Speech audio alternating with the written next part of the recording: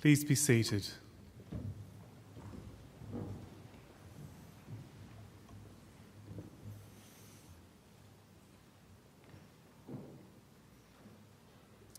Distinguished guests, ladies and gentlemen, I would like to invite Mr. Chris Tobin, representative of the Darug people, to offer the traditional welcome to country. Mr. Tobin.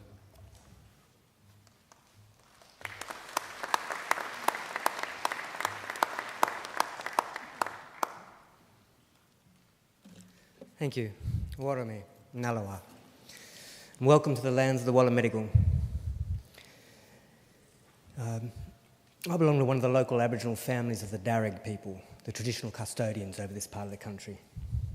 I wish to thank the university for their acknowledgement of us and for the invitation to welcome you here today. That acknowledgement is important for our people and much appreciated, particularly by our elders. My family descend from Yarramundi, a respected elder and cleverman of the Burrabrongal clan during the early years of colonisation. He saw that our survival in this new world could best be secured if we could learn more about it. As such, he enrolled his daughter, Maria, into the Native Institution, a school set up by Governor Macquarie himself in 1815, offering formal education to Aboriginal children. She studied there for several years and used her newly acquired skills to lobby and ultimately secure some land for herself and her family out along the Richmond Road. Other Aboriginal families soon joined them, and it became known as the Blackstown, where the present-day city of Blacktown gets its name. We are very proud of her, as I'm sure your families are of you here today. And with good reason. For your progress progresses us all. Your advancement is our advancement. Now, that was perhaps more readily understood in traditional times when clan groups were smaller and abided by strict sharing laws. It meant that the food that you brought back in got distributed throughout the rest of the camp. Your skills and good fortune with us enjoyed by all. Your efforts literally nourished the rest of the community, and you in turn were looked after by them. Yes, we can live quite beautifully when we get it right. Our Aboriginal ancestors certainly lived well in many respects, and I use occasions like this to offer them to yourselves as a model or a benchmark on how good to perhaps expect our lives today. See, when Captain Cook arrived here a little over 200 years ago, he described the people he encountered at Botany Bay as one of the happiest people he had met in the world. They had nothing, he wrote, but the tools that they carried. They were naked, they made shelters from the bark of trees without cutting them down, and harvested food from the earth without tilling it. In traditional times, everyone was accorded rights to the country or clan area where he or she was born into. So there was no homelessness, no rich or poor either. Everyone had pretty much the same amount of gear, what you could carry. There were no armies or jails or even police. We have no history of slavery or empire building. People cooperated to collect the resources that were needed, and then they were shared out according to strict Aboriginal law. Our lands are maintained in their natural state, with people drinking out of them as they have done here for the past 20,000 years. Now remember, this is not an ideal. This was normal life. And I don't see why we should expect less for ourselves and our children than what our ancestors enjoyed. Admittedly, a lot more of us now. But we've just got to get extra clever. So I would say to you, expect great things from your future, right? And do great things. Share your gifts with the rest of us. So together we can get a country and a future that's worthy of our children. We can all do our bit. I'll do mine now by getting off and letting you good people graduate. Just want to say congratulations to all of you, all of us, and all the best in our collective futures. Thank you. Welcome to country.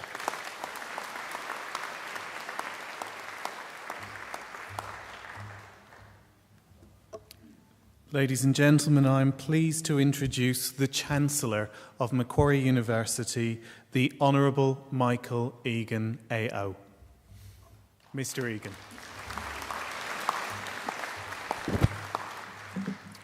Well, thank you, Chris Tobin, for your welcome to country. Well, graduands, and there are a lot of you this morning, 197 I'm told, so it's going to be a reasonably long graduation ceremony, but you're all very, very welcome. Ladies and gentlemen, boys and girls, and I see also we have a few little boys and girls and a couple of babes in arms, and they're most welcome too. Now, in a long ceremony, it's inevitable that they'll make a noise and start to cry, and that's just fine. We don't want anyone to feel that they have to take their children outside when they start to cry. We can all put up with that. And we actually like it because we discovered a long time ago that if a baby cries throughout a graduation ceremony, he or she is back within 25 years to get a PhD. So please don't be worried. Now, it's a great pleasure for me to welcome you all today, and I hope that today really will be a very happy and memorable occasion for all of our graduands. But it's only going to be a happy occasion if you all relax. Some of you look quite relaxed, but some of you still look rather nervous, as though you're about to go into the exam room rather than collect a degree. So I want you just to sit back and enjoy the day. Nothing can go wrong now. The worst thing that can happen is that this thing falls off, in which case we pick it up and put it back on. Or it has happened, you can fall over. And when that happens, we have all these people here. That's why they're here, to pick you up. And we go on with the show. Anyway, enjoy the day. You deserve to take pride in your graduation because completing a degree is never easy. You need an intelligent and inquiring mind. You need determination and perseverance. And you need to make many sacrifices. So welcome and congratulations to each and every one of you. Today I also want to welcome, and especially welcome, those of you who are sitting on that side or behind our graduands as their invited guests, because you've all done well too. The very fact that you're here, the fact that you've been invited by one of our graduands to share one of the great days of their lives is proof positive that you've been very important in their lives and in the successes that we celebrate today. And I don't want you to think either that observing today's graduation is the end of your role, because I have another very important service for you to perform for our newest graduates, as they'll soon become. I want you to make sure that the degrees they receive today are never ever put in a bottom drawer, but are always proudly displayed in a position of prominence. In other words, if our graduands are too self-effacing to proclaim their success, you make sure that you do it for them. Now, the ceremony that we're about to participate in is one of the world's oldest social rituals. For centuries, graduates have been donning robes just like the ones our graduands are wearing today, and participating in ceremonies just like this one. Indeed, there are some 50 universities in the world which can trace their history back more than 500 years. Now, obviously, Macquarie is not one of them. We're, by comparison, very young. In fact, it was only 50 years ago that we were established by an Act of Parliament, and it was that Act of Parliament that gave us our noble name Macquarie. And I'm sure you all realise that this university was named after Governor Lachlan Macquarie, probably Australia's greatest colonial governor, but a man whose greatness and achievements were never acknowledged by his contemporaries, but only by history. And for those of us who went to school here in New South Wales, we all learnt that Macquarie was a great builder, but his greatest legacy had nothing to do with bricks and mortar. It was the ethos that he established, much to the chagrin of the British authorities, of an egalitarian society, because it was Macquarie's insistence that in this fledgling convict colony there be no distinction between the free and the freed that was the foundation of the Australian notion of a fair go for all. And it is that legacy that here at Macquarie we will always aim to maintain and honour. Now, after our first 50 years, we can now boast 150,000 Macquarie graduates living in more than 140 countries. Not quite 150,000, because we chalk up the 150,000th graduate tomorrow, and I'm looking forward to that. Macquarie is a very modern and outward-looking university. We're regarded as one of Australia's leading research universities, and are currently extending our research as we are our course offerings and facilities. On your way here today, you may have seen our Macquarie University Hospital, which is only a few years old. We're the only university in Australia with our own private hospital. And of course, as well as being used for treating sick people, which is its primary purpose, it's also used by the postgraduate medical students and academics in our School of Advanced Medicine. It's an excellent hospital with a very, very high level of care, and I know that from personal experience. I was a patient for 3 days late last year, and I can assure you that the care is absolutely first class, especially if you're the Chancellor. We're also very proud of our still new library, which I think is still the only university library in Australia with an automated book retrieval system. And last year we were very pleased to open our new Advanced Hearing Hub, which is a world-leading institute in hearing, speech and language sciences. So we're looking forward and we're on the move. Here at Macquarie we have a very clear and straightforward mission. And that mission is to transform people's lives and to improve the lives not just of our own students, but also people all around the globe by the work and achievements of our graduates and by the fruit of our research. We want Macquarie always to be a leader in teaching and learning and a leader in the accumulation of knowledge and understanding. In other words, an ideal community of scholars. And graduands, in just a few minutes, it will be my very great honour to confer your degrees upon you and welcome you as lifelong members of that community of scholars we proudly call Macquarie University. Thank you.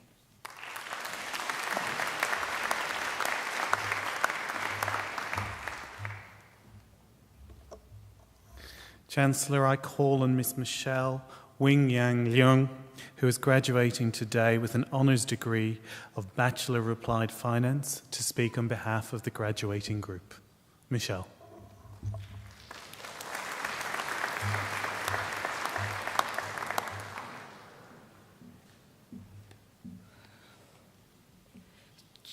Chancellor, members of the University, fellow graduates and guests. Before continuing further, I would firstly like to thank the University for inviting me to speak on behalf of the graduates here today. To this day, I cannot believe how far I've grown from leaving high school to starting out university and to now finally graduating and entering into the next chapter of my life. Unlike many of the graduates here, I did not have a dream university or plan of what I wanted to study. All I knew was I just liked numbers. However, we all know that liking and only dealing with numbers does not in itself lead to anywhere in a career pathway. This unique characteristic was the initial reason I decided to pursue finance and accounting as a career. At that time, little did I know what accounting and finance really was. I had thought they were the same. Flicking through the university guide, looking for a degree itself was difficult, yet alone choosing which degree to go to. Given the place I lived at, any university I chose was inconvenient to get there. The travelling time would be at least 1.5 hours involving multiple public transporting. Luckily, in 2009, the year when I started university, Macquarie had made an announcement that the train station had officially opened. This asset had not only solved my problems, but also many others' travelling issues. To be honest, this asset was one of the main reasons why I chose to come to Macquarie University. Also, many people had told me accounting and finance is one of the best degrees offered by Macquarie University. While many believe the choice of the university will affect the possibility of finding a job after graduation, I disagree with this statement. I believe that, despite what university you attend, the way one executes the journey of studying a degree is most important. Academic-wise, although a traditional factor many of us still believe is to get good grades, thinking deeper down, the way you understand the concepts and be able to convince people that it is the right answer are also very important. Graduates, to this day, not only do we learn about the content of the subjects, but we learn to question, criticize, and to seek the truth of content that is still left unanswered to this day. As graduates, the next generation of the finance industry, our duty is to take away the educational skills we learned and contribute them in the uncertainty world. By doing so, our purpose is to hopefully provide some assistance to the finance industry and to avoid some of the mistakes of the past. The learning experience of our career does not end here. The university had only provided a brief overview in preparing us to face the unforeseen challenges. Still to come, there are many more adventures, opportunities, and unsolved problems which lie ahead in the job industry. However, it is reminded that the university experience is more than just for academic purposes.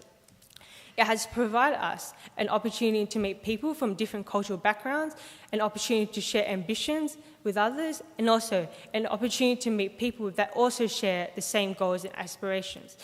Given most of us are all on the same boat in starting out our very first career, university have provided an opportunity for us to support each other to face a number of challenges, problems, and getting through the dreadful hours of the night before an exam or submitting an assignment. I'm sure the majority of the graduates here are grateful and internally celebrating that those times are finally over. Well, at least for now. To this day of finally graduating, I'm sure all of us here are grateful to the support from our family and friends. To our family, for your encouragement to keep us motivated, for giving us multiple parental lessons about how life will be better after graduation, and for the alarming cost versus benefit talks on what happens if we don't study hard. I've had many myself. And to friends, for understanding when we couldn't come out on the weekends before an exam and the willingness to celebrate with us when exams were over. Family and friends, on behalf of all the graduates here today, I would like to say thank you. Your support has been a significant contribution to the recipient of our certificate today.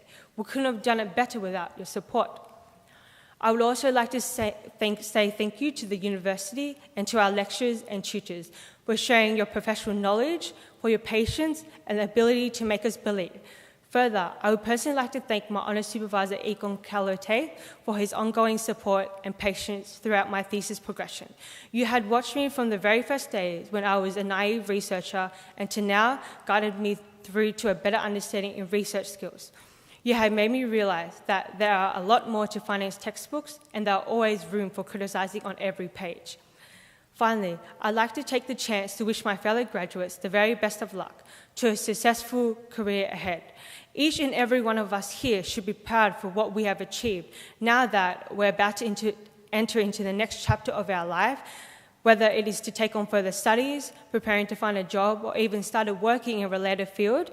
Let's all take this moment to look around the room at the faces of the newborn graduates. In the next decade, whatever position we may be in, let us all be reminded that we were once a naive student with no direction of our career.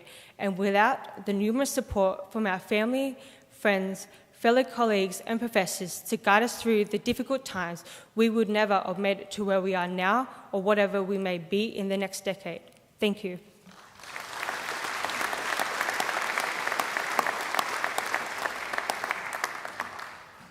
Well, congratulations, Michelle. That was an excellent speech. And congratulations on your honours degree in applied finance. That really is, I think, a great achievement. And I've got no doubt you'll have a very successful career in finance or perhaps something else, because you never know which way your life's going to go. And thank you for choosing to come to Macquarie, even if it was only because we had a railway station. I mentioned we're the only university with our own hospital. We're also the only one with our own railway, although we didn't pay for the railway, we paid for the hospital. It was the good taxpayers of New South Wales who paid for the railway. And in fact, now that I think about it, I'm probably responsible for you being here, because I was the Treasurer of New South Wales who provided the funds for that railway to be built. So you can thank me later. Well, now, ladies and gentlemen, we now come to the key part of the ceremony, the reason that we're here, and that is the awarding of degrees. And this is the bit that always makes me just a little bit nervous, because I'm told by the best legal minds in the country that if I confer a degree on someone who's not eligible to receive it, there's nothing I can do to take it back. So I have to ask our Deputy Registrar to give me an absolutely ironclad assurance that each and every one of you is eligible to graduate today, and that none of you have ever missed a class or ever been late in submitting an assignment. Deputy Registrar, can you give me that assurance, please? Chancellor, I certify that all candidates who are presented here today and those who are absent have satisfied the requirements of the Academic Senate for the degrees and diplomas they are to be awarded. Would all candidates for admission to degrees or diplomas please stand? That's you. Graduands, in the name of the Council of Macquarie University and by my authority as Chancellor, I admit each of you present and those who are absent to the degrees and diplomas for which you have qualified. Graduates, congratulations.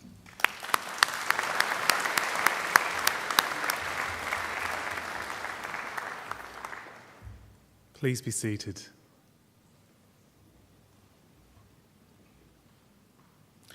Chancellor, the graduates at this ceremony are from the Faculty of Business and Economics. This is the largest faculty at Macquarie University and indeed one of the largest in Australia. A broad range of programs in some of the most exciting and topical areas of business and economics are offered, and these continue to be in high demand both domestically and internationally. Graduates of this faculty have recorded employment levels and starting salaries which are well above the average for all Australian business schools. Research in the faculty is cutting edge and innovative and feeds into teaching to give students the best possible learning experience. The faculty includes research and study areas in accounting, actuarial studies, applied finance, economics, management and marketing. Chancellor, I now call on Associate Professor Lee Wood, acting on behalf of the Executive Dean of the Faculty of Business and Economics, to present the graduates. Associate Professor Wood.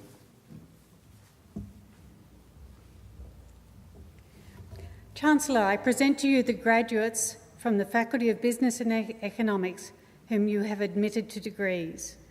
I present the graduate admitted to the degree Doctor of Philosophy, Dr. Chun James Lau, for a thesis entitled Corporate Cash Holdings and Payout Policies in Listed Founder and Family Corporations.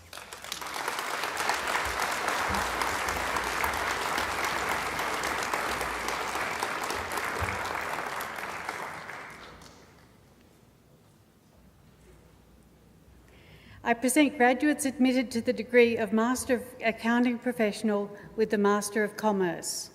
Wen Bao Lo.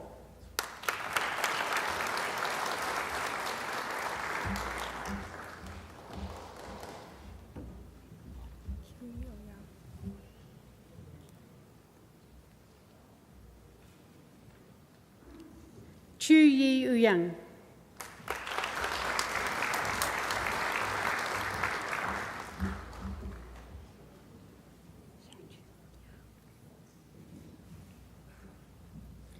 Sha Chu.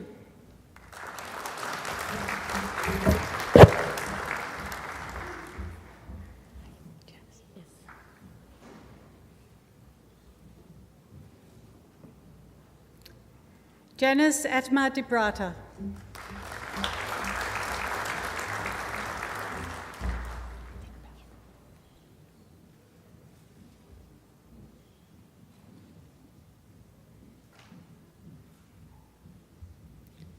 Lin Bao.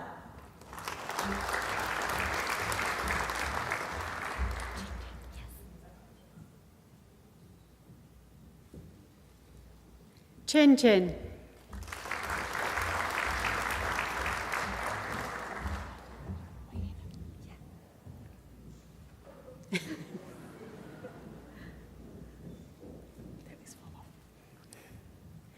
Wayina Chen.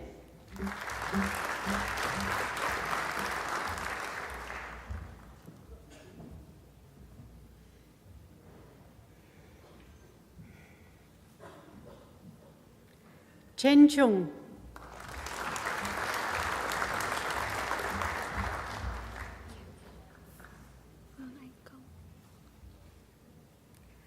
Fang An Kong.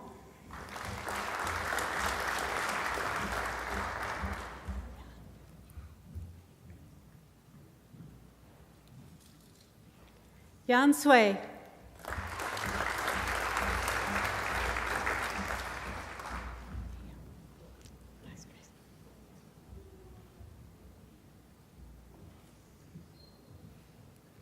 Pei Ao Fung.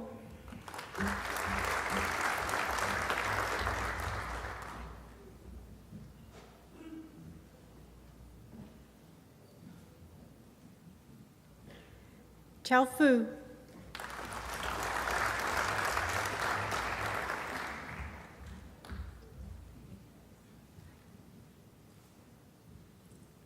Jin Yung Fu.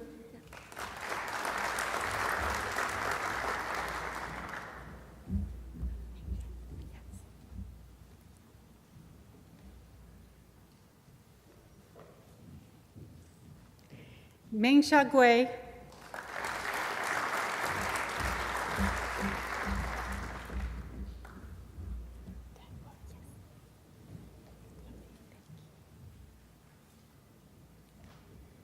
Dan Guo.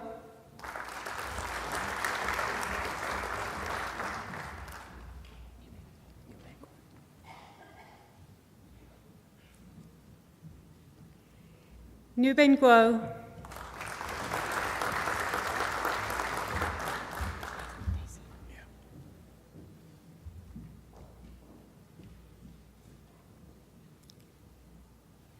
Dae San Hong.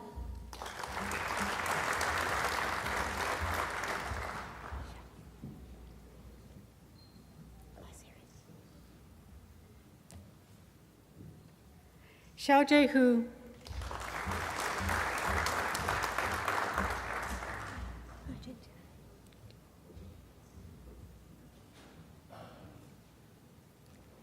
Yi Jin Zhao.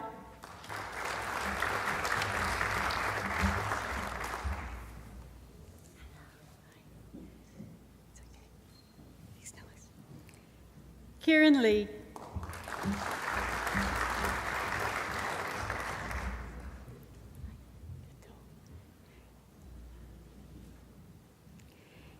Yi Feng Luo.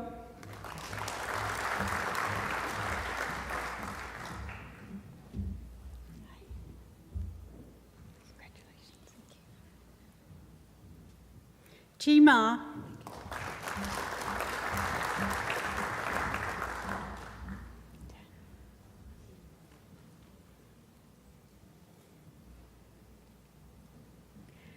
Tan Lei Nung.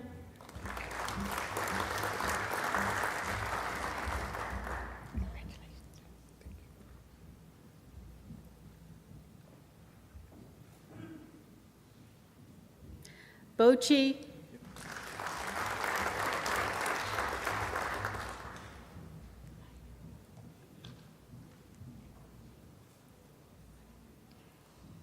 Jing Yi Ren.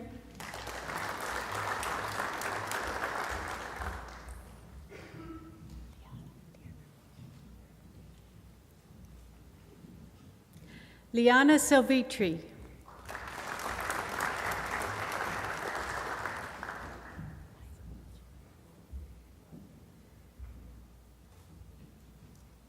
Yu Chao Sun.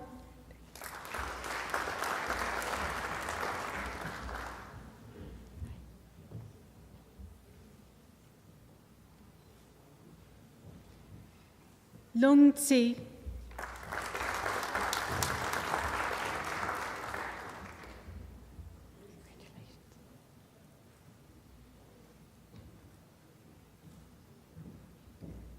Fei Wang.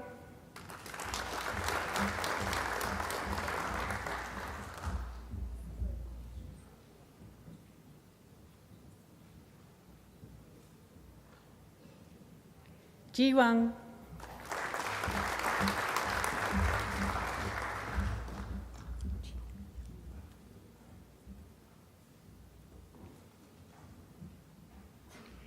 Chi Wang.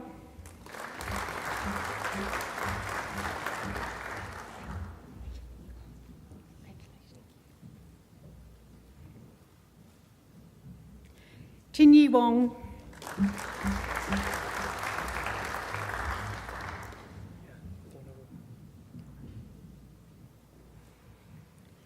Ding Wu.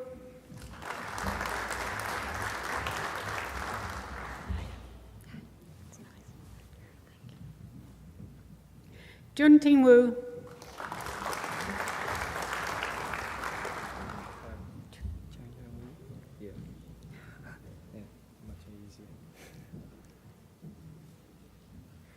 Chung Chung Wu.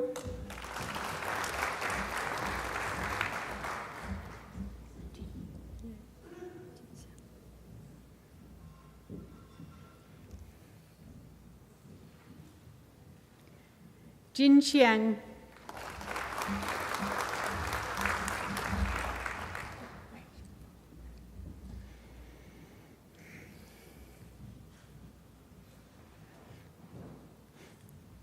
Wei Sha.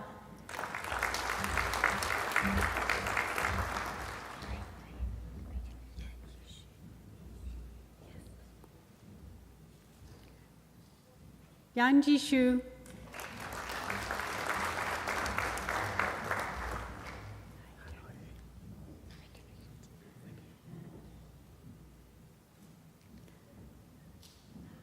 Jia Qi Yang.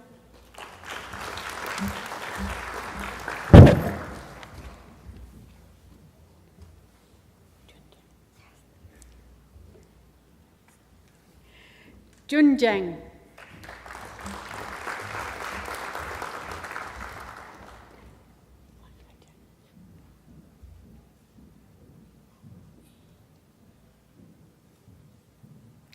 Wan Kai Zhang.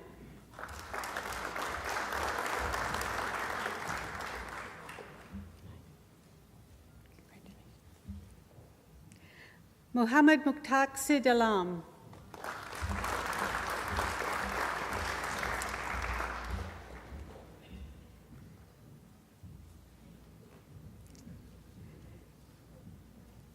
Defri Algiano.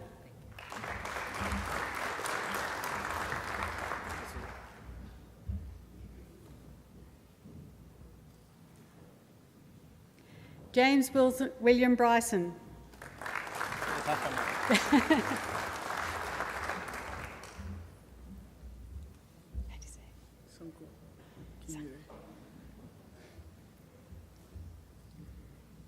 Sanku Gimure.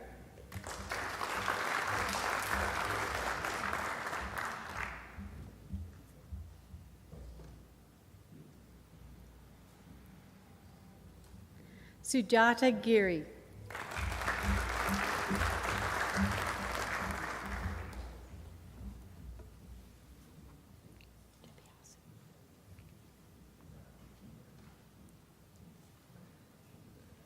Aline Japiasu van de Venter.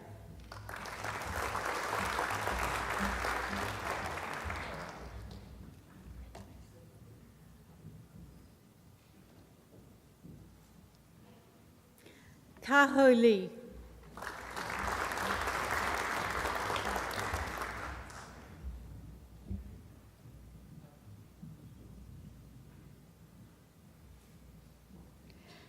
Ron Lee.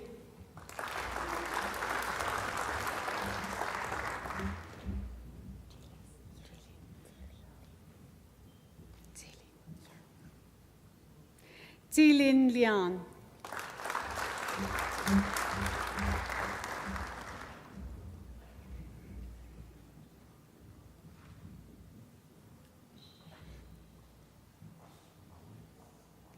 Jung Liu.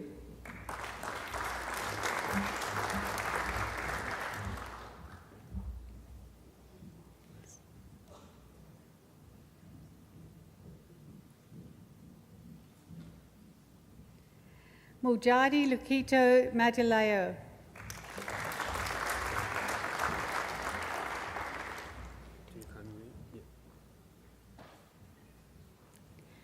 Dwi Khan Nguyen.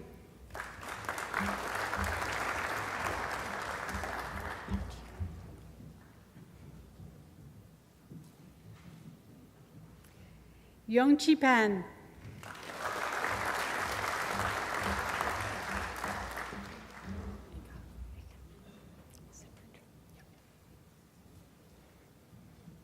Eka Saputra.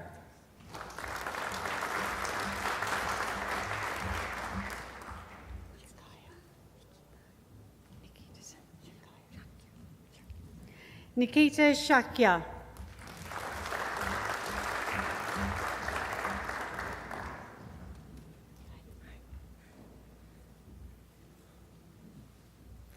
Pepe Song.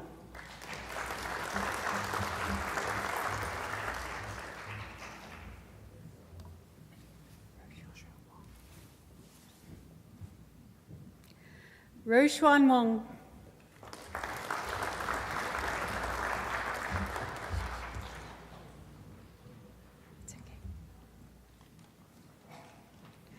Shasha Wong.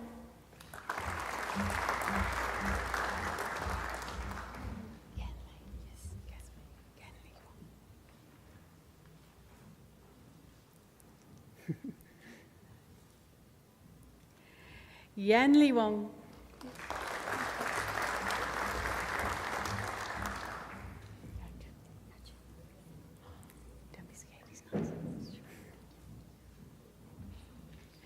Yachin Wong.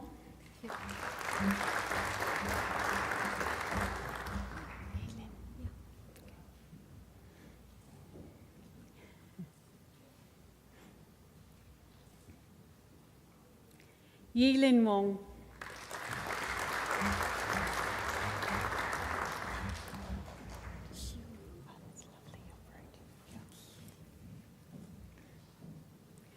Chi Wu.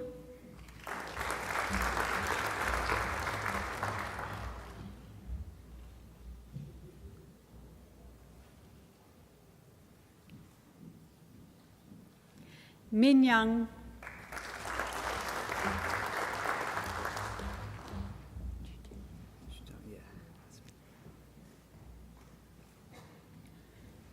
Chu Zhang.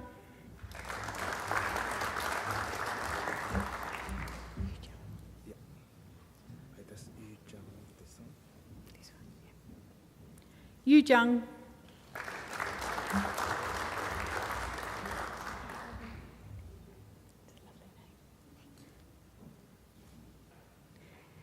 Weilin Zhao.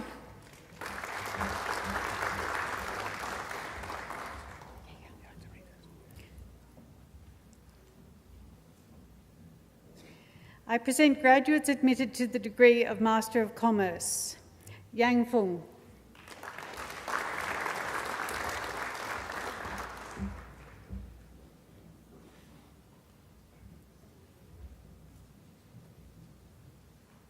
Xu Hansu.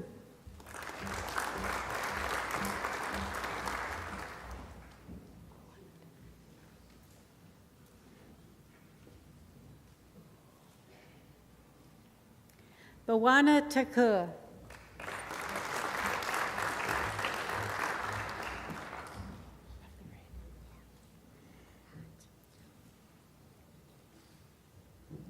Yatin Jung.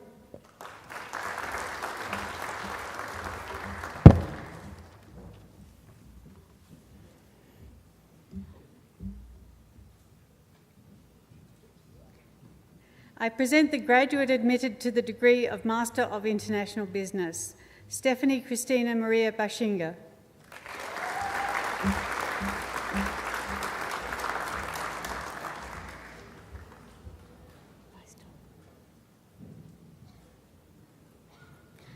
I present the graduate admitted to the honours degree of Bachelor of Applied Finance with First Class Honours, Michelle Wing-Yan Leong.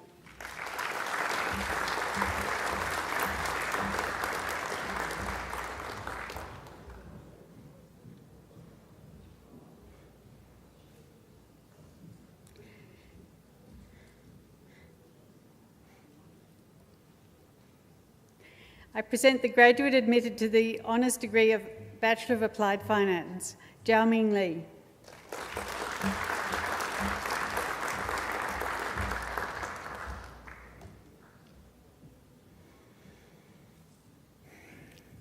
I present the graduate admitted to the degree of Bachelor of Applied Finance with the Bachelor of Actuarial Studies, Jenny Fung.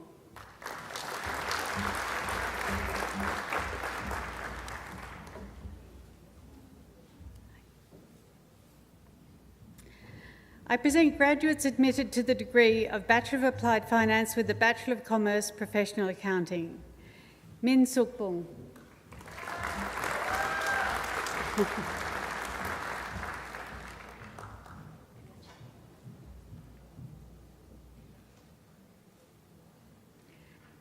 Kaka Chen.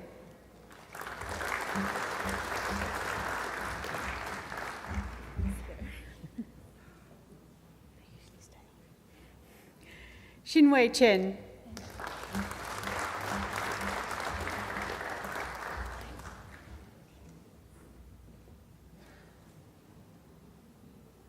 Ming Gao.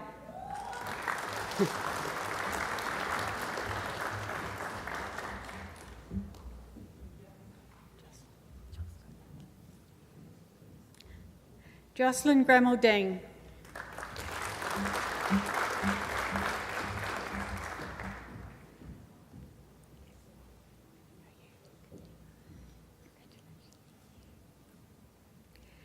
Bernice Yulang Kwok.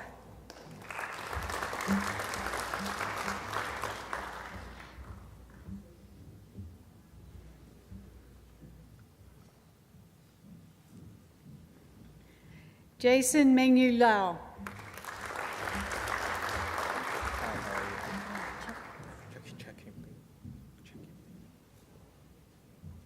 Check Kim Lee.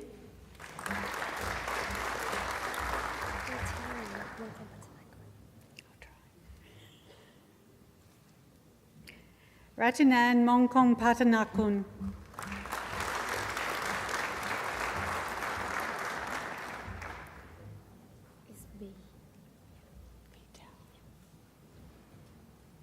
Vita Nguyen.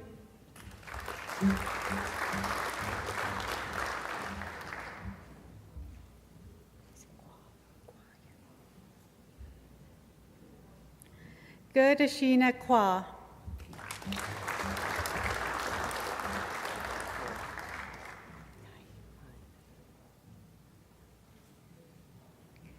Kailun Sang.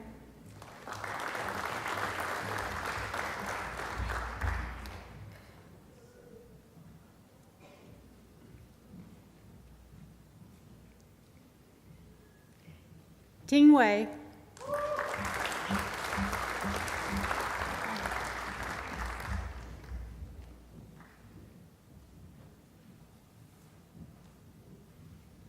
Chao Jung. No? Chao Zhang?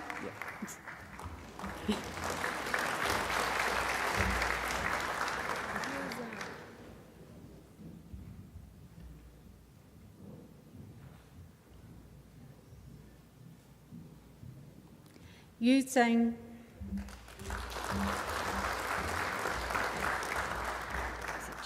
Yes.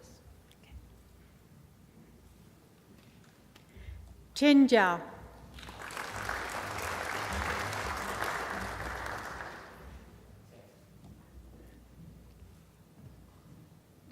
I present graduates admitted to the degree of Bachelor of Applied Finance with the Bachelor of Economics. Charlotte Kari Ho.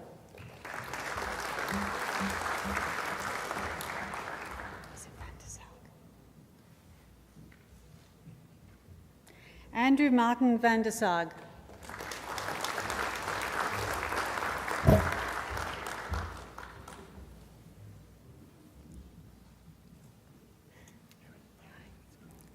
Ahmed Rifki Al-Hadi.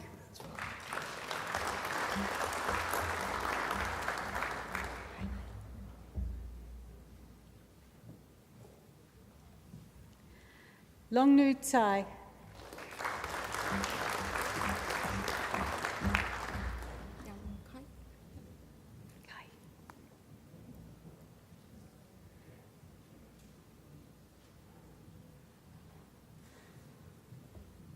Yarung Kai.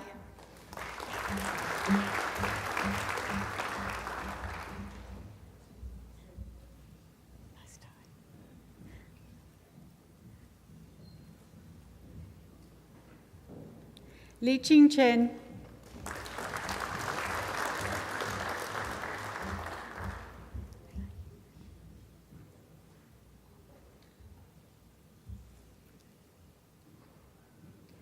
Li Yen Chen.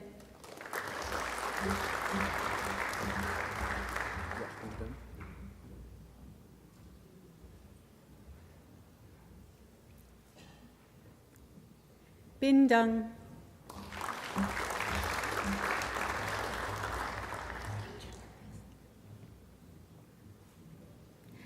Yanjundung.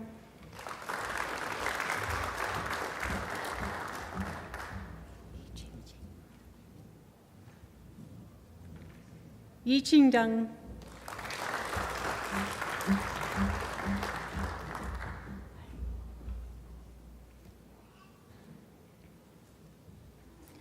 Nokhando.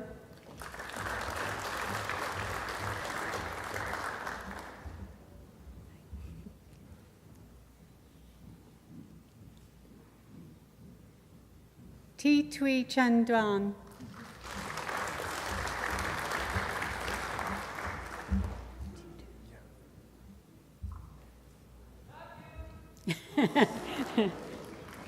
Jindu.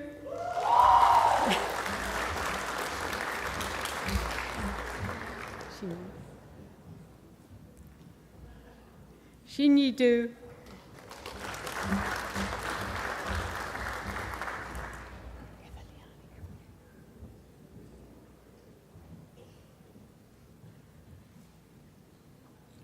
Karina Eveliani.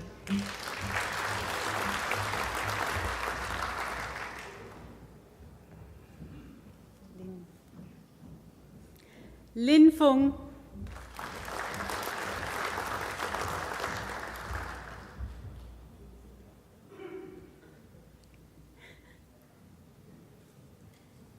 Lin Guifu.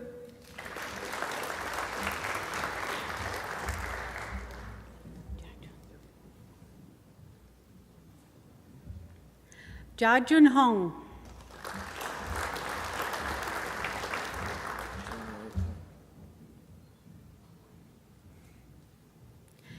Jinwei Huang.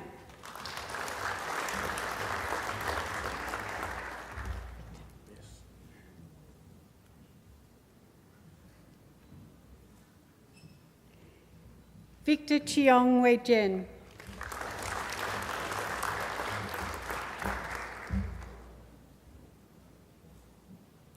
Rayed Kamal.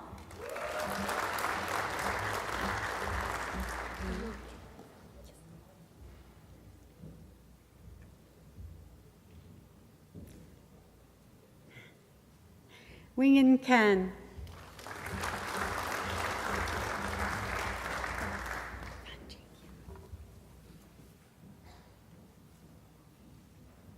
Fan Jin Kong.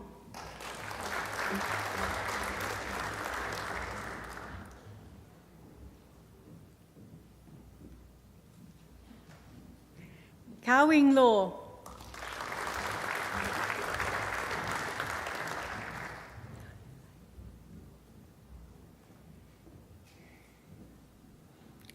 Huang Vu Li.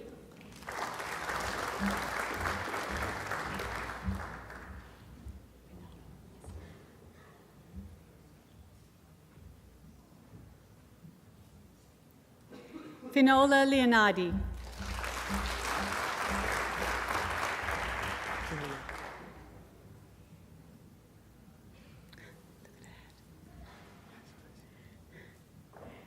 Chun Hong Leung.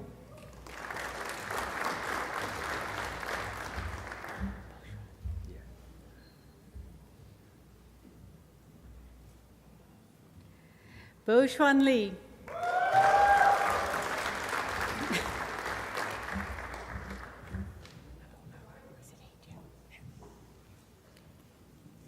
He Cha Li.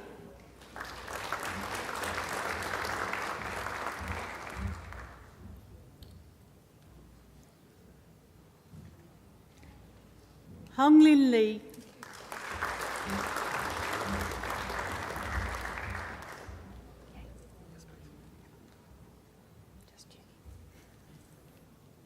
Yang Li.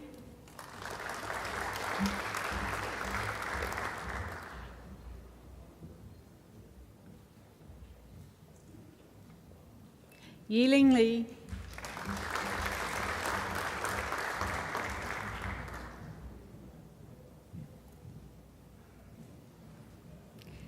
Yi Meng Lee,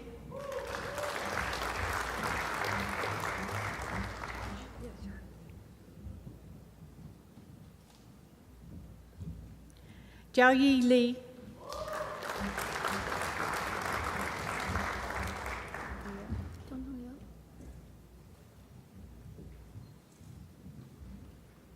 Tong Tong Liu,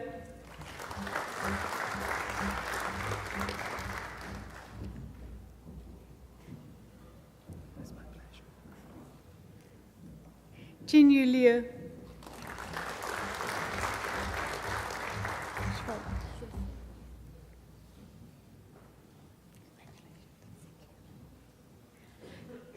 Shui Fei Liu,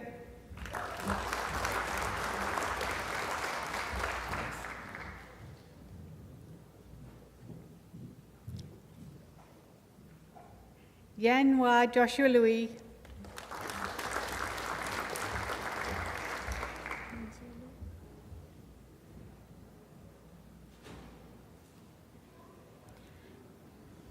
Meng Jie Lu,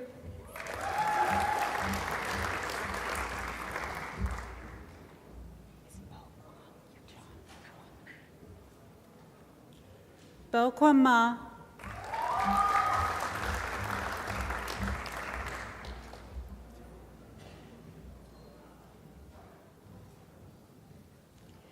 Sen Quan Ma,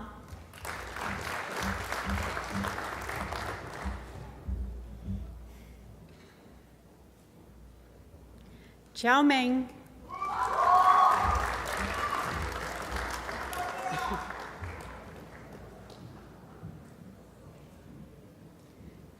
Ha Hai Nguyen,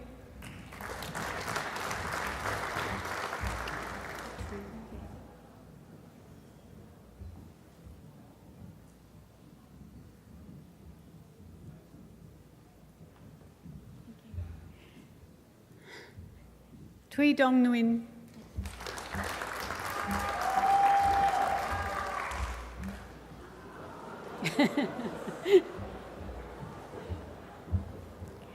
Yi Ping Pan,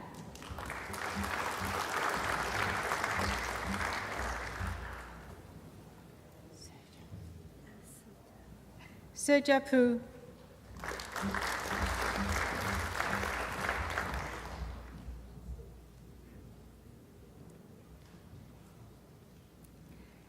Willie Handoko Putra,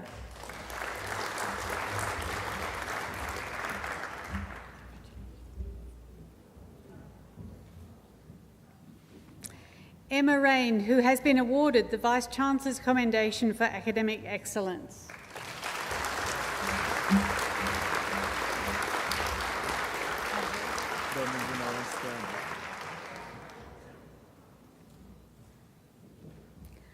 Donnie Gunawan Setiadi,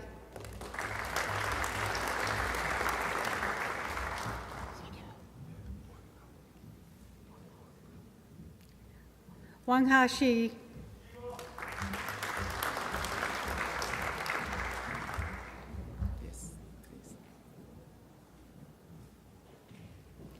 Chun Yam Louis Si,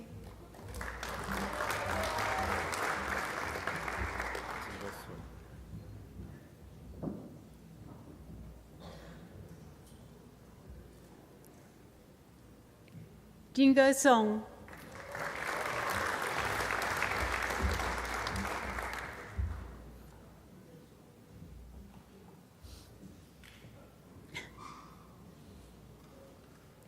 Mateus Celestio,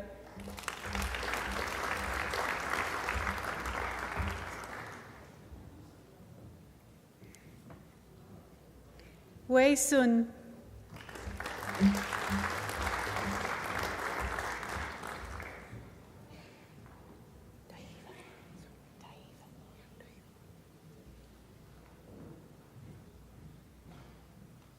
Johannes Ferdinand Daiva Tanto,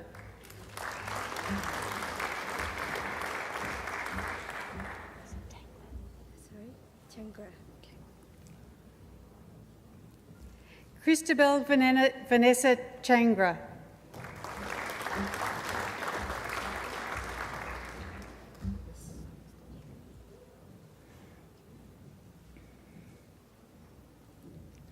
Lik Lun Choi.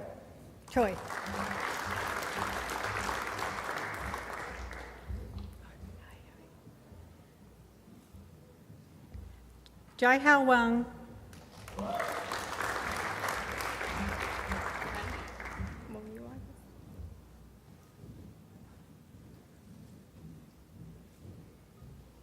Mong Yu Wang.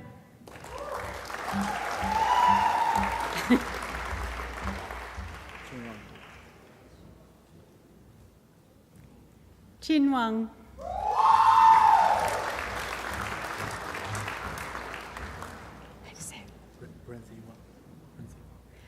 Rinzi Wang.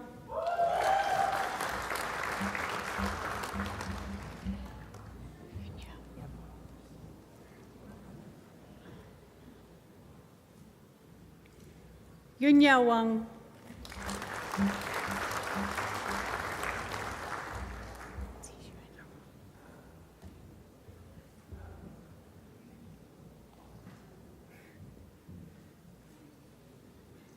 Zixuan Wang, who has been awarded the Vice-Chancellor's Commendation for Academic Excellence.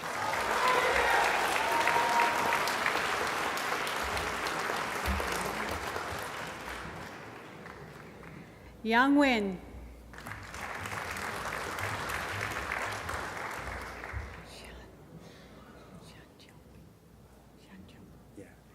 Xian Chong Wen.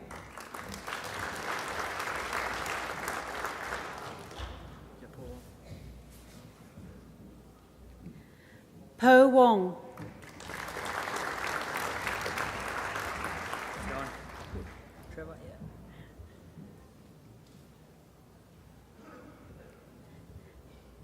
Trevor Chun Wu.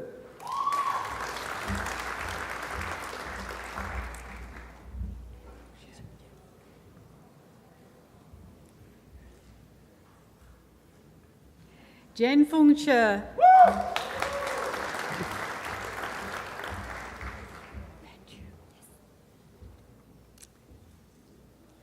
Pan Chu.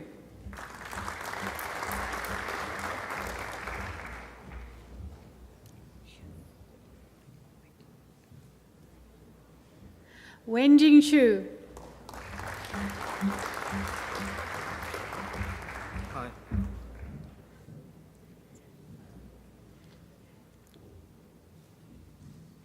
Wei Hong Chu.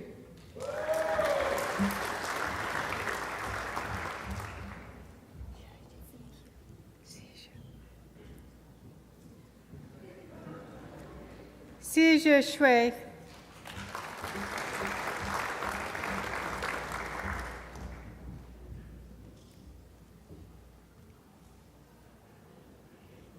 Ye Yen.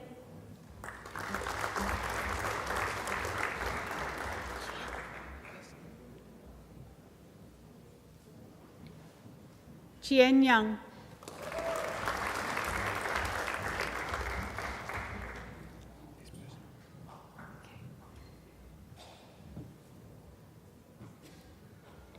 Qin Chung Yao.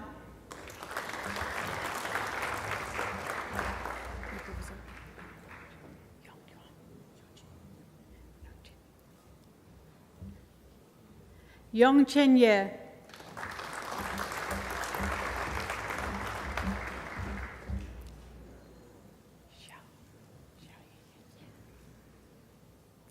Xiao Yayin.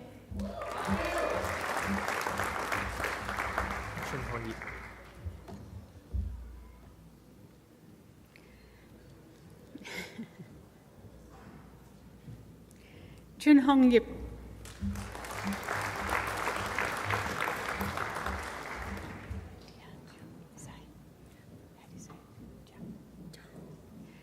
Dian Zhang.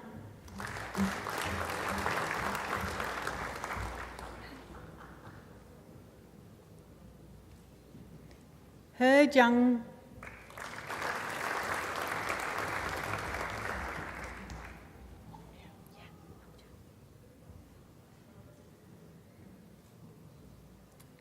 Mung Chao Zhang.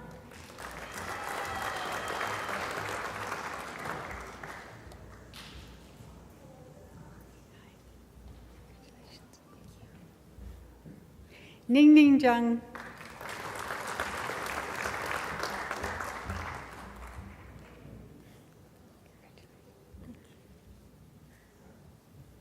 Wenjian Jung.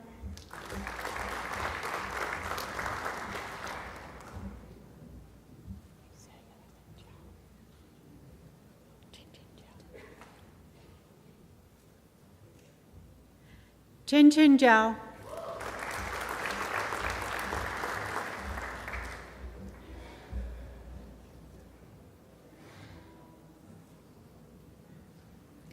Han Jung.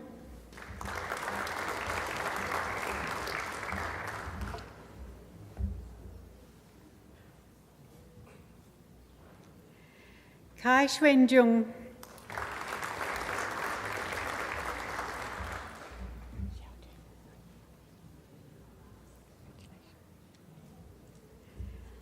Nick Xiao Jie Zhou.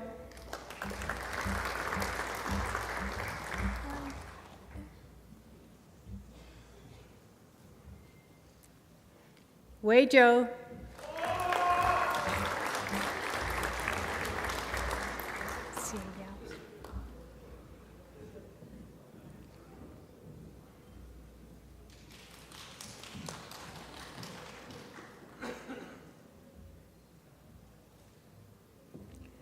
Xie Yao Zhu.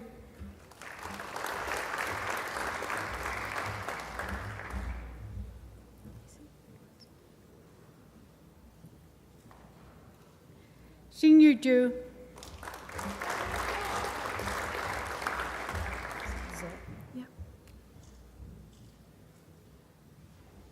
Han Bingzhou.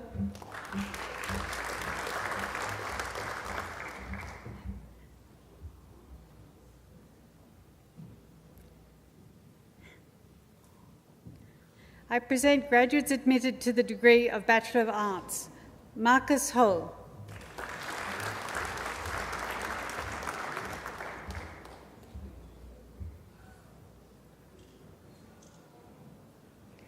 Lauren Myers.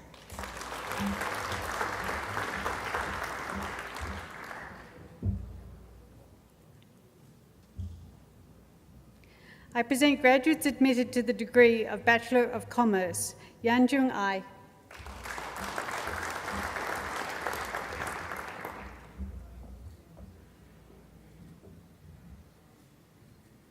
Lucas Brian Kanan.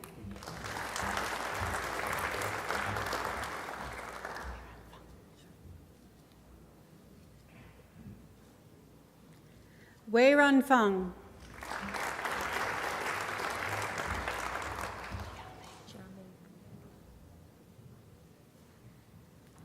Jiamei Gu.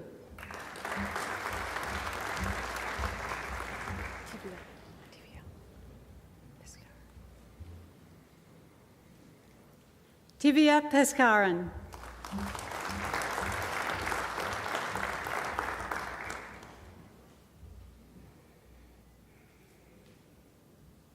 David Stephen Thornton.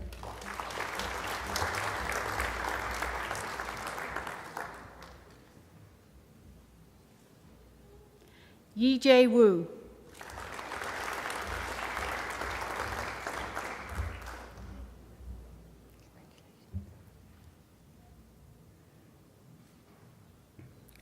Lu Tse Shu.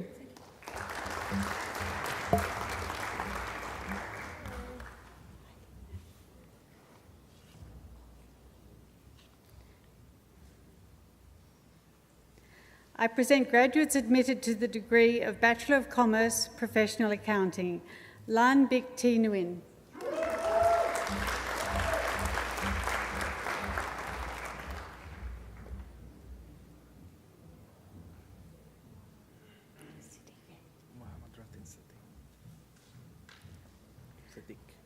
Muhammad Ratin Sadiq.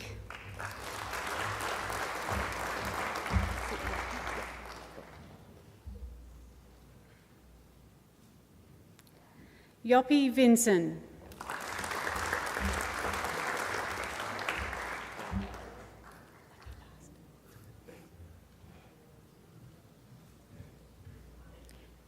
Yang Yu.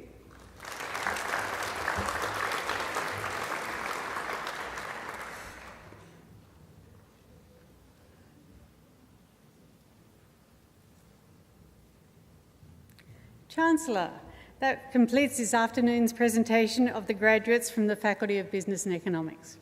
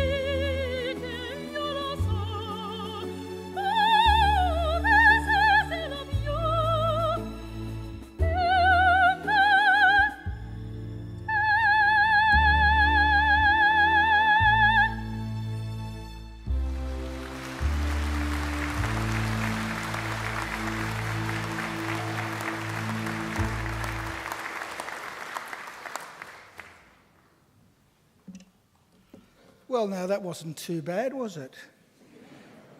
That glorious voice, ladies and gentlemen, belongs to Angela Brewer. And you have been very, very fortunate this afternoon to have Angela singing at your graduation, because on the occasions that Angela can't come, I do the singing. Would anybody like to hear Angela sing just a little bit more? Okay, all you have to do is enrol in another degree, and when you come back, I promise you she'll be singing at your next graduation. Let's put our hands together for Angela again.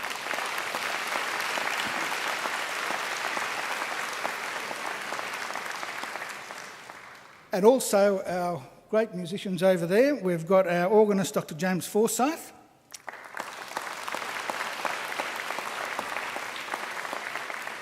And on the Chinese flute, Chai Chang Ning.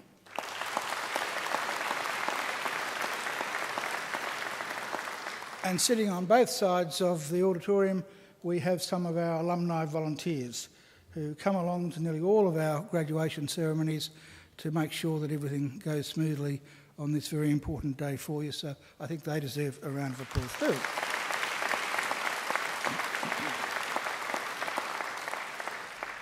As part of this graduation ceremony, we honour a member of staff from the Faculty of Business and Economics who has made an outstanding contribution to student learning at Macquarie University.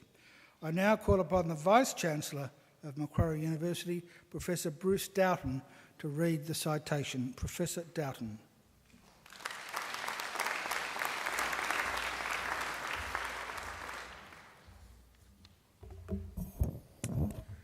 Chancellor, it gives me great pleasure to invite Dr. Rahat Munir to come forward.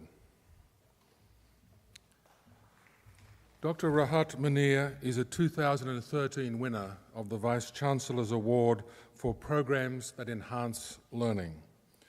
Dr. Munir designed and implemented the Monitoring and Supporting Accounting Students at Risk program in 2011. This program monitors at-risk students for every unit they are enrolled in, thus providing an early warning mechanism for students at risk in the Department of Accounting and Corporate Governance. Students are made aware of their role in relation to assessments, exam preparation, time management, class attendance, and class participation. A total of 547 students have taken advantage of the program since its inception, resulting in an overall halving of the students experiencing serious academic difficulty in their coursework from 2011 to 2013. In addition to improvement in student performance, the program has also created a culture of support through monitoring and assisting students at risk across units and has stimulated an exchange of ideas to helping students between teaching assistants, tutors and students under monitoring across all the accounting units. The Faculty of Business and Economics is currently considering implementing a similar program at a faculty level. Chancellor, I present to you a truly worthy recipient of the Vice-Chancellor's Award for Programs that Enhance Learning, Dr. Rahat Munir from the Department of Accounting and Corporate Governance in the Faculty of Business and Economics.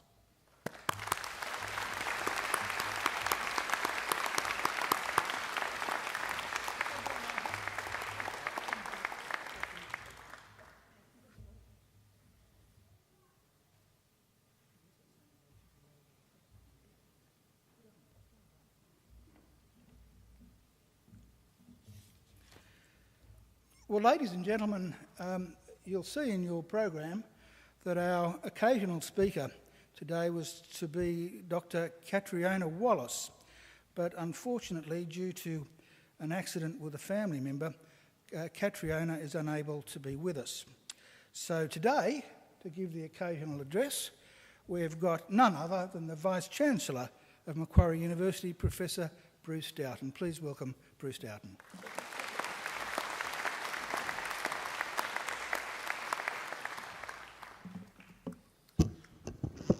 Thank you, Chancellor. I shall just place that there, and I shall place another prop from my top pocket here, there, for a little later. Chancellor, my apologies to you, all of the graduates and your guests today. I know that hearing from a Vice-Chancellor of this university is far less exciting than hearing from the CEO of a digital market research startup company. But I haven't always held this office, and I hope that a few insights that I might offer our graduates today will lift some of your disappointment. I want to offer you a few remarks on three themes: the value of your education, the importance of being prepared for change in your lives, and most importantly, the importance of being happy. A recent article in Forbes magazine argued that university vice-chancellors have the toughest leadership job in business. The article said, and I quote, "Not only must he or she cajole a bunch of people he can't fire, he needs to convince others on the outside to contribute millions of dollars to achieve his or her vision. That takes some special skill," end of quote. And if that sounds familiar, then that's because it also describes the careers you all are about to embark upon. You will probably not be able to fire your new colleagues, and there will be times when you want to, believe me. And you will almost certainly be expected, as business and economics graduates, to contribute to the bottom line from your very first day. So be prepared. Being a Vice-Chancellor is almost the same as being a new graduate. Some of you may point to the obvious, but I am up here talking to you, and you are down there sitting listening. But everyone has to start somewhere, and I have had a 30-year head start on many of you, but that's really the only difference between us. I started here just as a new graduate many years ago, just like you are new graduates today. 30 years ago, I was a rural student in Australia, the first person ever in my family to attend university. And as I became a young man and graduated from medical school, and because I'm a paediatrician, a children's doctor by training, I used a small toy to attract the attention of children when I needed to use that device that you look in the back of patients' eyes. As an adult, you can tell us to fix our eye on a certain spot and get a good look in the back of the eye. For a child, you can't tell them to do that. So I had this and would hold this out and wiggle Pluto's head or do this to his tail to catch the eye of the child so they would hold still. This little toy is actually very important to me because while I learned a lot, and I learned an enormous amount from my professors at university, I also learned a lot from my family. This little toy was given to me by my grandmother when I was 5 years old, and it has traveled the world with me, and I hold it with great pride in my office today to remind me that not only do people come to university to learn from the professors and the academic staff, but we also bring with us a wonderful education from our families. Our education is very important. And so just last year, I was in the mountains of the United States, the Rocky Mountains in Aspen, at a wonderful conference with 60 other US university vice-chancellors. I had spent 3 wonderful days in conversation and hearing speeches by various dignitaries from higher education, politics, business, and the armed services. It was about the future of higher education, and it was a wonderful experience. I do get to do in this role all sorts of interesting things, as you will each do in your careers as they unfold. And as I left Aspen to go back to Australia, I went to the airport, a tiny airport high in the Rocky Mountains. A young man driving me from the hotel to the airport, and I struck up a conversation. He was a very bright young man. I learned he was a student working for the summer at the hotel. And I felt very embarrassed when I got to the airport. I put my hand in my pocket to look for my money clip to give him a tip, and I found that I had no US currency to give him. I felt very embarrassed. But as we had been driving to the airport, I learned that he was a very local young man. He was a university student from across the mountain. He was from Aspen, but had gone down to Boulder to university in Colorado. He had never been outside his home state. Unlike many of you here today who have traveled halfway across the world for your education, this young man had never been outside his home state. So I put my hand in my travel wallet and I pulled out one of these, which today is worthless. It is a 10 dinar note from the North African country of Libya, where I had worked many times in the years before I came back to Australia to serve as Vice-Chancellor. And I pulled this out, and it's written in Arabic. You can't tell the reading on it. that I don't know how many of these I have in my travel wallet, but they are because Colonel Gaddafi's regime fell and his photograph is on most of these. They are not used anymore. I took this out and I gave one of these to the young man and said, why don't you put this in your top drawer? And every time you see this note, which has no monetary value, think about the wide world. Think about the world far beyond. Think about how your education is preparing you to work in a world far beyond your own state. And I hope he does that. I was surprised. He was quite overcome. I am sure he would probably have rather received $10 American currency so he could go and have a drink with his mates that night. But he was quite overcome.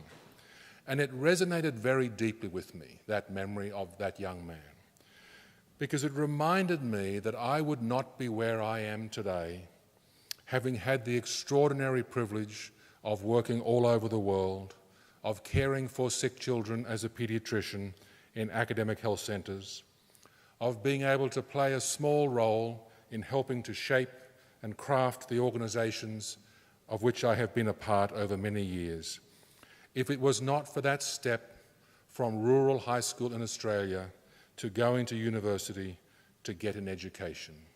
Your university education is transformational and opens so many doors. So I urge you to always remember that. I cannot give each of you a 10 dinar note today to remind you. I do have a stack of them at home and they are completely worthless. I've tried to exchange them, but I can't. And one of the things I urge you to think of is you have something much more valuable. The testament that you hold in your hand is a very, very valuable part of your life. And as the Chancellor advocates always, never put this in a drawer and hide it away. In fact, I urge you, after today, take a photograph of it on your iPhone or your cell phone.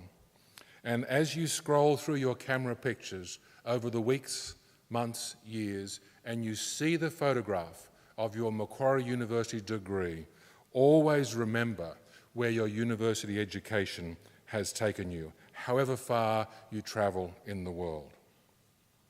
So you see there's not much difference really between you and me. I was in your seat listening to someone just like me, although probably less interesting, more interesting maybe, and one day you will be on stage talking to someone just like you on an occasion just like this, either as a university leader or as an invited speaker. Many of you will be.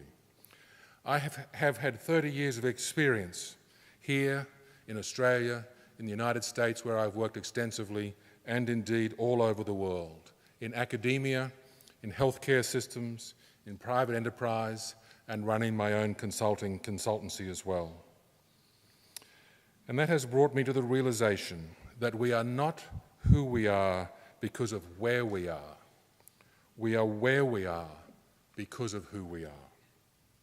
Each of you has grown into someone very different since starting at this university, and each of you can continue to grow and change if you choose to do that now that you are moving on. As Angela said, it's time to say goodbye. You can all make your life whatever you want it to be, and that brings me to my second point about change. Remember, I had 3 points: valuing your education, being prepared for change, and being happy.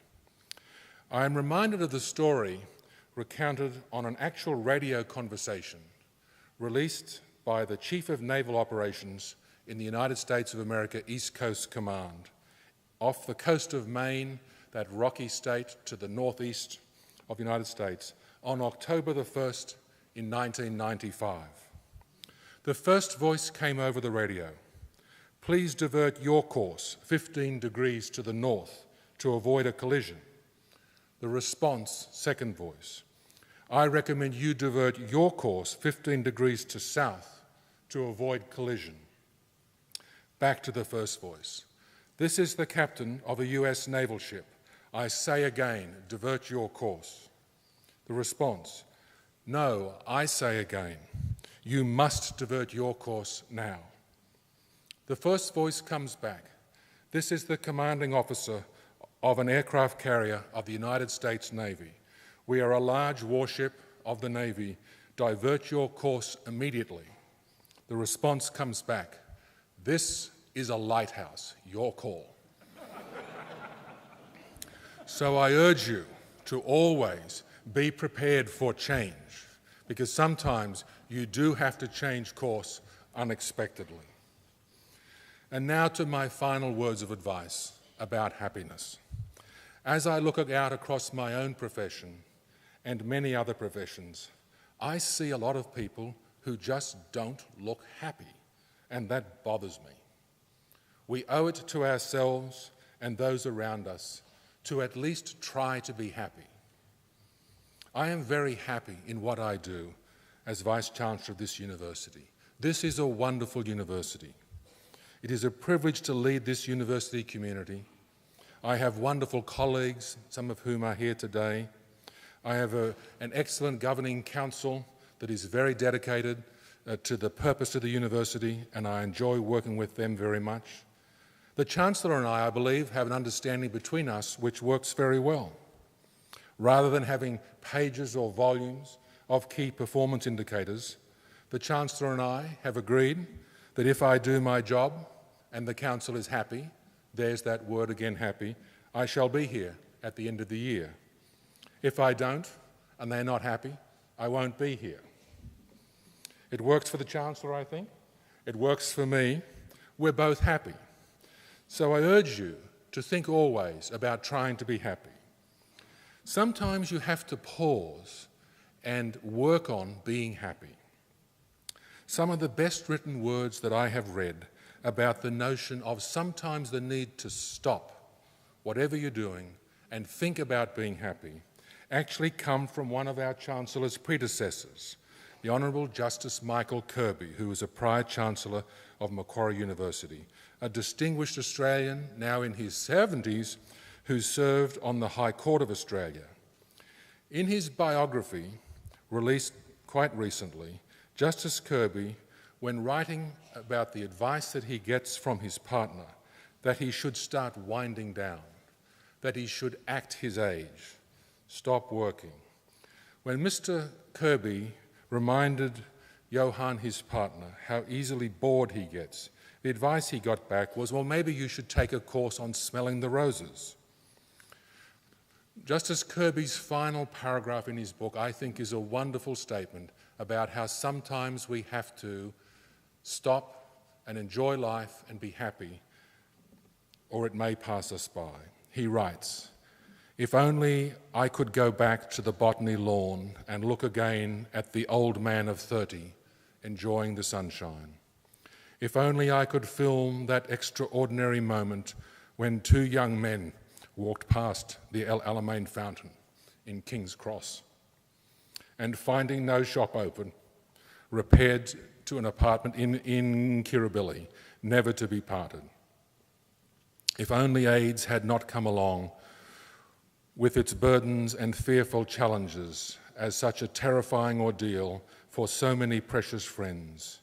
If only we were still in Canberra, where he was on the High Court, walking under a million stars on a clear night, contemplating the puzzles of justice that would arise on the morrow. If only the inexorable ticking of the clock could be stopped and the beauty of the present could be kept forever. If only I could learn to smell the roses." So my advice to you is value your education. Be ready for change in order at least to avoid collision in life, and above all, be happy. I congratulate each and every one of our graduates today and look forward to hearing from you all on a stage like this one of life in the future. Chancellor, thank you.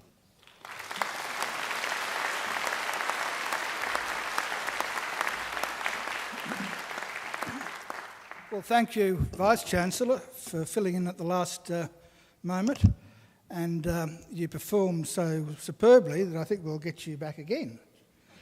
Now, I should have introduced Professor Doughton more fully earlier, Professor Doughton has been our Vice-Chancellor for just over, I think, 18 months. He came on board in September 2012. And before that, as you might have gleaned, he worked for a long time in the United States, at Harvard University, in fact, where he had a professorial post in paediatrics. And prior to that, he was the Dean of Medicine at the University of New South Wales.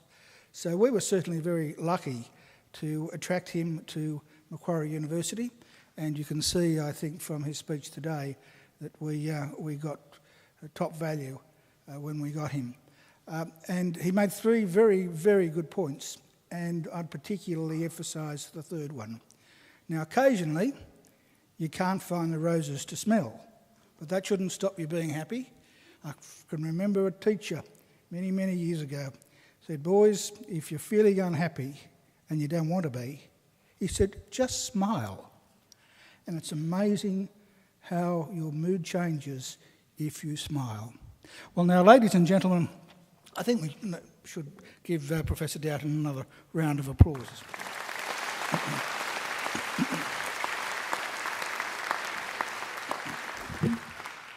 Well, now, graduates, this ceremony marks the end of one stage in your relationship with Macquarie University, but it's certainly not the end of your association with Macquarie.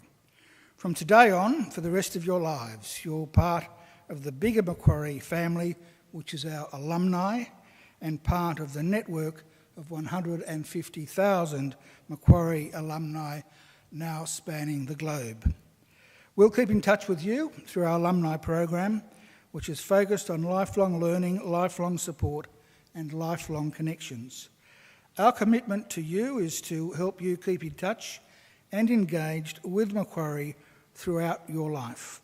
And please do make sure that you come back to Macquarie, either to undertake more study, to attend alumni events, or perhaps use our aquatic and fitness facilities, or even, if you like, just have a stroll around the campus or a picnic down by the lake. Well, now, graduates, the award of a university degree carries many opportunities and privileges. But like all privileges, it also carries responsibilities. Believe it or not, you, each and every one of you, can change the world. And you don't have to be a Nobel Prize winner to do it either. Because almost everything you do, in your homes, in your workplaces, and in your communities matters and can make a huge difference. The consequences of every effort, every action, large or small, can reverberate throughout society through the decades, indeed the centuries. Even something as simple as a kind word or gesture can often be the spark that ignites a great life or a great career or a great achievement. I wonder what impact that 10 dime or dinar note, completely worthless, but a simple gesture given to a young man driving the Vice-Chancellor in the United States, I wonder what impact that will have on that young man throughout his life. What sort of motivation it will give him to study and to travel, to see the world. So, as Chancellor of Macquarie University, I charge you all to use what you have learned not just for your own benefit, but also for the betterment of the community. I charge you to use the skills and knowledge you have acquired with rigour and integrity, and to commit yourselves to a program of lifelong learning and inquiry. I charge you to recognise the worth and dignity of all people, particularly those who have not had the opportunities that you've enjoyed. I charge you to set high goals and to continue the hard work that has brought you so far. And I charge you, wherever you go, to go with all your heart. And in all you do, I charge you to uphold the good name of Macquarie University.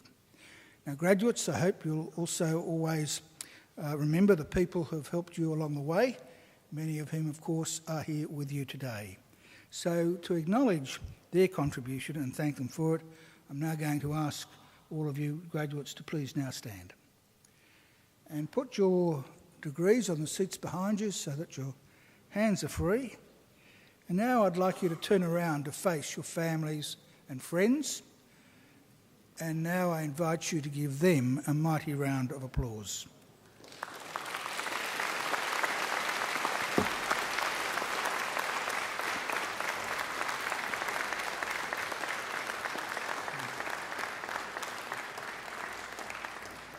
Now, graduates, you can turn around, but please don't sit down because we'll be leaving in a moment.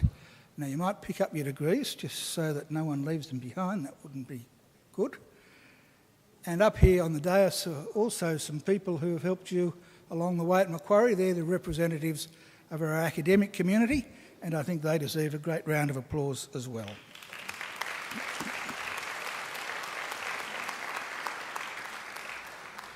Well, ladies and gentlemen, the official party will now leave the graduation hall through the centre aisle and will be followed by all of the graduates.